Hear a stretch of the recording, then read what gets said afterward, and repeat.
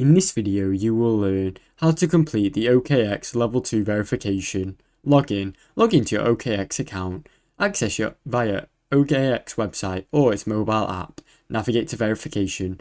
Click on the web, click your profile icon, then select verification. If you're on the OKX app, tap on your profile icon, then go to Profile and Settings, then choose Identity Verification.